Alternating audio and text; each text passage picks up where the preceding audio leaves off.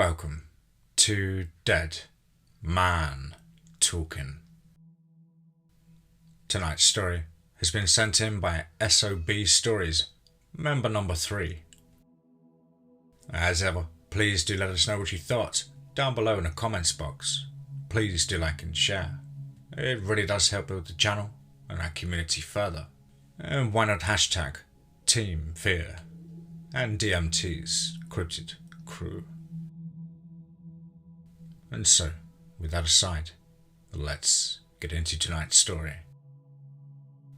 Entitled Only Monsters Hunt at Night. Let's get straight into that.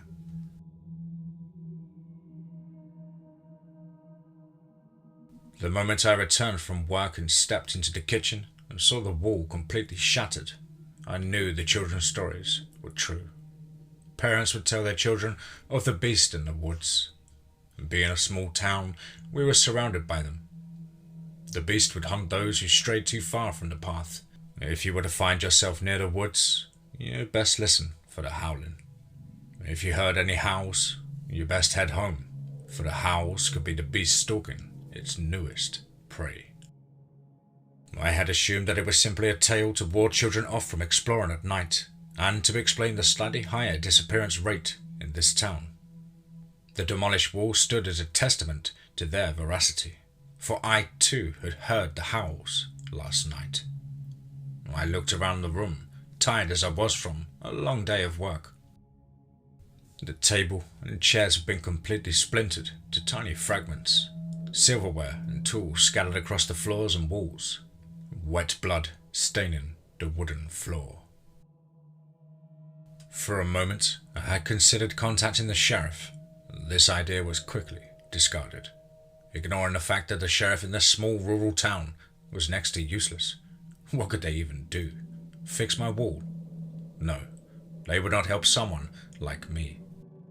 I asked my neighbors if they had heard anything. No, they were too far away. Any information they could provide would not be helpful. And so I did the next best thing. I prepared to hunt. It took a while to clean up the mess. I pushed the table against the wall hole and nailed it into place with wooden boards. It would likely not do a lot, but it would at least seal the wall. I finally swept out the floors and put everything I could away in its proper place. I loaded up my 12-gauge shotgun and rifle, keeping them close at hand. And before it got dark, I prepared my traps. Numerous bear traps surrounded my home, along with pitfalls and alarms. And such traps would unlikely be able to do much to such a beast, but the potential to alert me as to which side the beast could be approaching from, it would be invaluable. I started the generator in the back and turned on all of the floodlights. I aimed outwards. The cameras were all turned on too.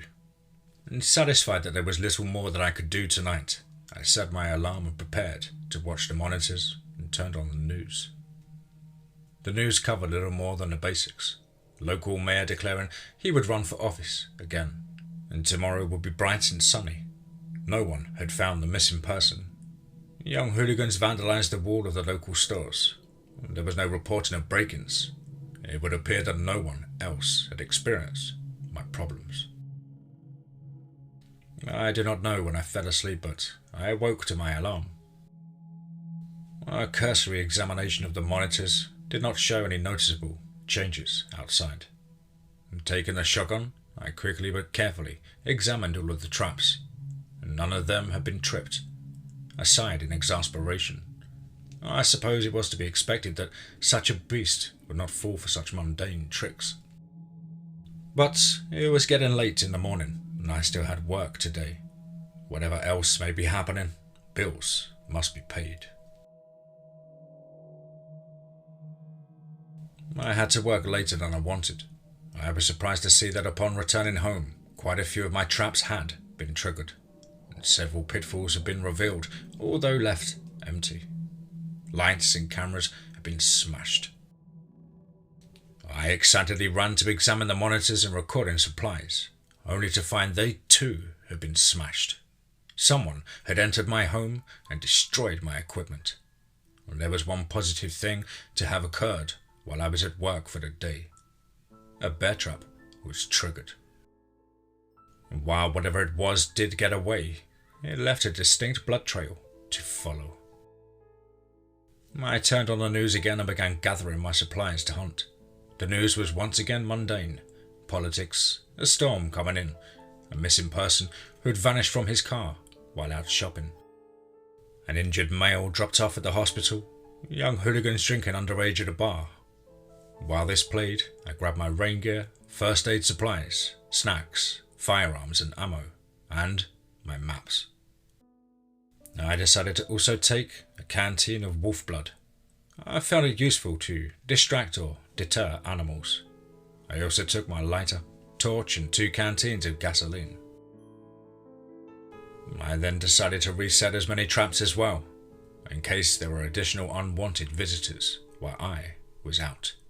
This was another opportunity to take one with me in case it would be useful. It was getting dark, but unless I wanted to put everything off until another day, it would be best to start tracking now, while the blood was fresh and the storm had had a chance to wash away the trail. I hesitantly used a flashlight. I did not want to give away my position, but I also needed to be able to see the trail. Several miles into the woods, the blood had tapered off and I was reduced to following a more difficult trail. I paused for a moment to examine a map. Based upon the path that I had followed, I was getting closer and closer to town. I felt a deep sense of unease and concern. Where are we going? At last I came across a cave and quickly turned off the light. I was forced to assume that this cave would be the beast's den. I stood still for several minutes, letting my eyes grow accustomed to the light of the moon, and I listened attentively for any sounds that may come from the cave itself. A light slumbering sound could be heard. Once I was comfortable with the light of the moon, I got to work. I placed the trap by the entrance itself, placing animal musk on the far side. I examined the firearms to ensure they were loaded and ready to be used. I took a perch downwind of the entrance. I took a deep breath, heart pounding inside my chest. No beast came out just yet. I sat, waiting and aiming at the entrance for the beast to come on out. The sounds of slumber still echoed my way. Time passed slowly, and I began to worry that my plan would be interrupted by the coming storm. Hours into my wait, my patience was rewarded. The beast had awoken. A creature twice the size of a man had inched out. Its snout reached into the air, sniffing for the foreign smell. Its eyes glowed in the moonlight. Its large, sharpened claws appeared to be ready to disembowel any prey in its path. And it growled, an unearthly growl. It appeared to be slightly limping, confirming that this was indeed the beast that had approached my home. I held my breath as it approached the musk and the trap, staring down the sights of my rifle. The beast stepped into the bear trap and it roared in anger. It reached down to dislodge the trap from itself, only to be met with a round in its arm. I had revealed my position, and it turned, trap still attached to his leg. Started to lurch towards me, and so I breathed deeply, taking careful aim once more. I aimed for its uninjured limb, and it slowed, but it did not stop.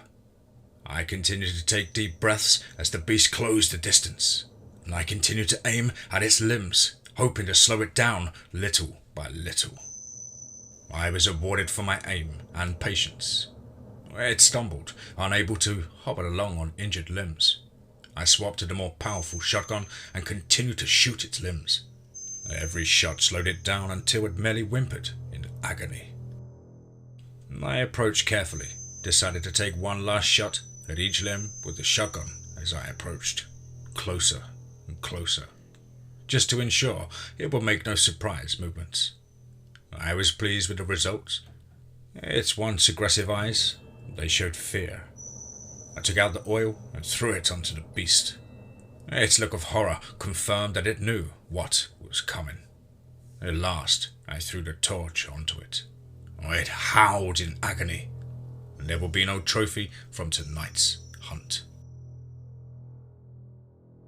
The storm had begun in earnest, and so I took shelter in the beast's cave, navigating with a flashlight. It appeared to be far deeper than I had expected. It was littered with the bones of animals. I found other supplies as well: tents, canned food, ripped open garbage bags, first aid kits, and soiled bandages. With little else to do, I explored deeper into the cave. After what seemed like an hour, I found an exit at the back of the cave system. I did not realize how close to town we had become, but I found myself staring at the town's hospital. I sighed deeply, knowing what I had to do next.